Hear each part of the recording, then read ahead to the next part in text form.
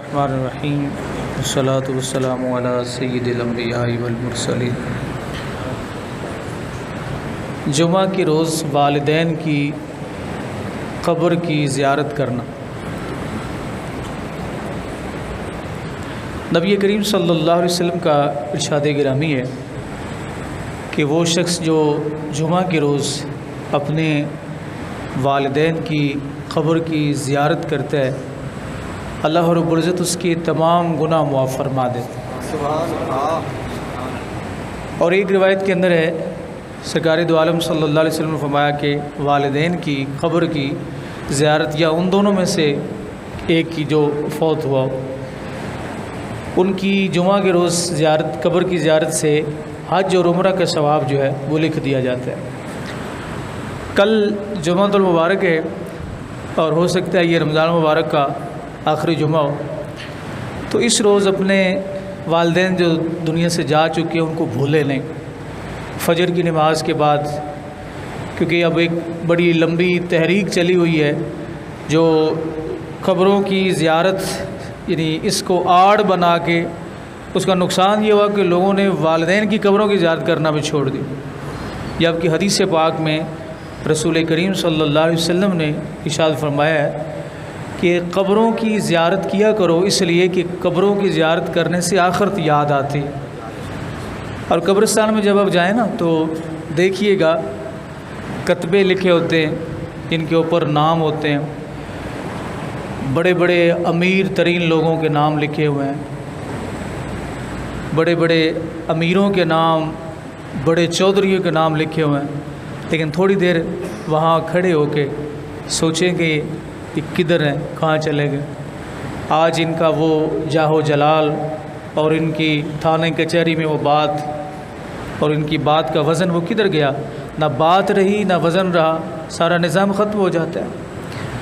تو قبروں کی زیارت کرنے سے رسول کریم علیہ السلام کا فرمان علی شان ہے کہ آخرت کی یاد جو ہے وہ بیدار ہوتی ہے، اور اس کا ثمرہ یہ ہے، نتیجہ یہ ہے کہ انسان اپنے اعمال میں جو بے ضابطگیاں آ جاتی ہیں، جو بے عملیاں آ جاتی ہیں، ان کو دور کرنے کی کوشش ہلکی سی ضرور کرتا ہے۔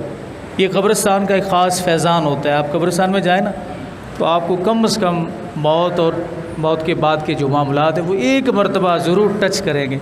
یہ الگ بات ہے کہ دنیا کے غالب ہونے کی وجہ سے اثر نہیں ہوتا، دل جب سیاہ ہو جاتے ہیں تو پھر جتنا مرضی کوئی موت کا تذکرہ سنا لے، آنکھوں سے آنسو جاری نہیں ہوتے۔ اور دل سیاہ اور سخت کی علامت سب سے بڑی یہ ہے کہ اس شخص کو کبھی رونا نہیں آتا۔ جو شخص ہر بات کو مذاق سمجھے اور سنجیدہ سے سنجیدہ گفتگو جو ہے اس پہ بھی اس کو رونا نہ آئے، تو اس کی دل کی سختی کی یہ علامت ہے۔ اور جس کو بات بات پہ رونا آ جائے، آخرت کی یاد پہ رونا آ جائے، یا کوئی بھی ذوق والی بات سنے رونا آ جائے، تو یہ جو ٹپکنے والے آنسو ہیں نا، یہ اس بات کی دلیل ہے کہ ابھی دل سارا کالا نہیں ہوا، کچھ نہ کچھ اس کا حصہ جو ہے وہ محفوظ ہے۔ تو نبی کریم صلی اللہ علیہ وسلم نے عورتوں کو، یہ میں ضمناً عرض کر دوں، قبروں کی زیارت سے مطلقاً منع نہیں فرمایا۔ پہلے حضور اسلام کے فرمانات ہیں کہ پہلے حضور منع فرمایا کرتے تھے، پھر آپ نے اجازت دی۔ اب جو اجازت دی ہے، کیونکہ ہم لوگ پھر کسی مسئلہ میں اگر گنجائش مل جائے نا تو پھر اس پہ خوب اس میں غلوف کرتے ہیں، خوب اس کی خلاف ورزی کرتے ہیں اور اس گنجائش کا ناجائز فائدہ اٹھاتے ہیں۔ عورت جب بھی اپنے رشتہ داروں کی قبر پہ جائے تو محرم کا ساتھ ہونا ضروری ہے۔ اب محرم کون ہوتا ہے؟ محرم وہ ہوتا ہے جس کے ساتھ نکاح حرام ہو۔ یہ کزن وزن وغیرہ یہ محرم نہیں ہے، ان کے ساتھ نکاح ہو سکتا ہے، کوئی شرعاً اجازت اس کی نہیں ہے۔ اور ان چیزوں کو پس پشت ڈال کے جو نتائج ہوتے ہیں اس سے آپ بخوبی واقف ہیں۔ عورت جب جائے تو اس کے ساتھ باپ ہو یا بھائی ہو یا بیٹا ہو یا خامد ہو، یہ ان رشتوں میں سے کوئی ایک رشتہ اس کے ساتھ ہو، اور ایسے اوقات میں جائے جن اوقات میں وہاں لوگوں کی کثرت نہ ہو، فتنہ فساد کا خطرہ نہیں۔ یعنی کہ عورت اب قبرستان میں داخل ہوئی ہے، وہاں پہ اوباش لڑکے موجود ہیں جن کا کام ہی یہ وہ فوراً تکنا شروع کر دیں، تو اس کے لیے فقہا نے لکھا کہ اس عورت کے لیے ضروری ہے کہ وہ گھر میں بیٹھ کے اپنے فوت شدگان کے لیے ایصال ثواب کر دے۔